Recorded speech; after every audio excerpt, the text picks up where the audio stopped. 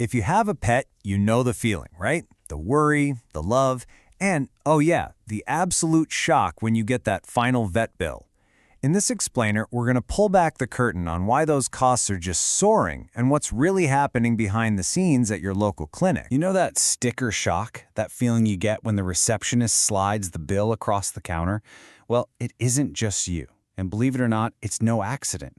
It's actually part of a deliberate business model that has, pretty quietly, reshaped the entire veterinary industry. So to really get what's happening on this huge national scale, let's start small. Let's start with a personal story. One that I have a feeling will sound painfully familiar to a lot of you out there. This story is about a dog owner whose 8-year-old dog, Utah, just stopped eating one day. A quick trip to the vet showed fluid in her chest, a really critical situation. So they rushed her to an emergency hospital, a place called Blue Pearl, just desperate for some answers. But what happened next was this grueling 6-month journey that left them feeling not just worried for their dog, but in their own words, exploited. So, after a whole battery of tests, x-rays, you name it, the hospital still couldn't give them a clear diagnosis for what was wrong with Utah. But they did provide something pretty definitive. This bill. Over $3,000. And it had to be paid, right then, immediately. And get this, that was just to walk out the door. That didn't even include the thousands more they might need for a potential surgery. And here's the thing, Utah's story, it's not some isolated incident. It's really a snapshot of a much, much larger national trend. So let's zoom out from this one personal, painful experience and look at the bigger picture, what some people are now calling the rise of big vet. Okay, so here's the whole problem in just 2 numbers. Over the last 10 years, general inflation, the cost of everything, went up about 30%. But the cost of taking your pet to the vet, that shot up a staggering 60%. It's literally rising at double the rate of almost everything else we buy. So what's driving this? Well, we are. I mean, our pets have become such central members of our families. We have 94 million households in America with a pet, and last year, we all spent a collective $38 billion on their health care. And when you have that kind of massive, reliable spending, it gets noticed. And that brings us to this term that's being used to describe the trend, big vet. It's basically a shorthand for a huge shift in the industry. The systematic takeover of thousands of independent, local vet clinics and emergency hospitals by these giant corporations and Wall Street private equity firms. So who exactly are these corporate players? Who really owns your vet? As you're about to see, the answer is, well, it's pretty surprising. A financial journalist named Helene Olin actually stumbled onto this whole thing when her own dog got sick. Her vet recommended a few cardiologists, but all the names were these big chains like VCA and Blue Pearl. Yep, the same emergency hospital that treated Utah. And she just started wondering, wait, where are all the independent vets? And who owns these giant chains anyway? The answer she found? The company that makes M&Ms, Snickers, and Skittles. No, seriously, the candy company. So this is the new landscape of pet care.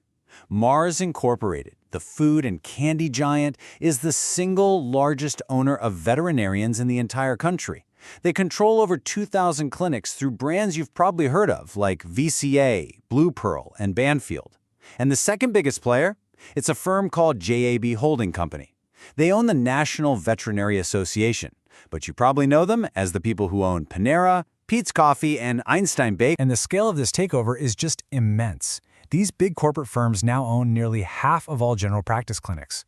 But what's even more striking is that they own up to 75% of all the emergency and specialty hospitals.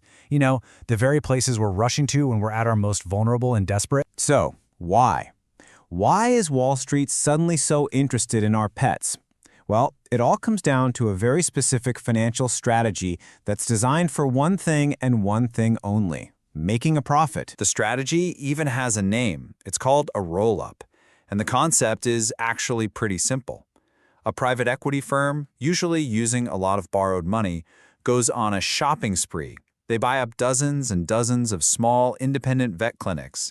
Then they roll them up into one single massive company. This playbook, it's got 4 basic steps. First, they buy the clinics. Second, they consolidate them all into one big group. Third, and this is crucial, they maximize cash flow by jacking up prices and controlling costs.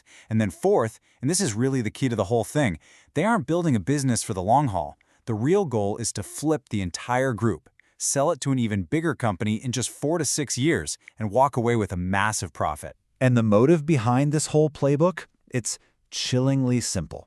As that journalist, Helene Olen, puts it, they see people who will pay the bill no matter what. Our deep, emotional connection to our pets, our love for them, it makes us a reliable, recession-proof source of revenue. So what's the real-world impact of all this? What is the true cost when our pet's health becomes just another financial asset on a balance sheet? Well, the corporate goal is crystal clear. Consolidate all these clinics to gain greater pricing power. For us, the impact is just as clear. Prices go up. And as cutting costs becomes a top priority, the actual quality of the service itself can start to go down. And the ripple effects, they touch everyone. We, the pet owners, were the ones facing higher and, frankly, less transparent bills. Our pets, they risk having their care decisions influenced by profit margins. And even the vets themselves feel the pressure of these new corporate demands, while the few independent clinics that are left really struggle to compete. Which really leaves us with this one fundamental question. When the entire business model is built around a short-term flip, and our love for our pets is just seen as a reliable revenue stream, who is truly looking out for the health and well-being of our pets?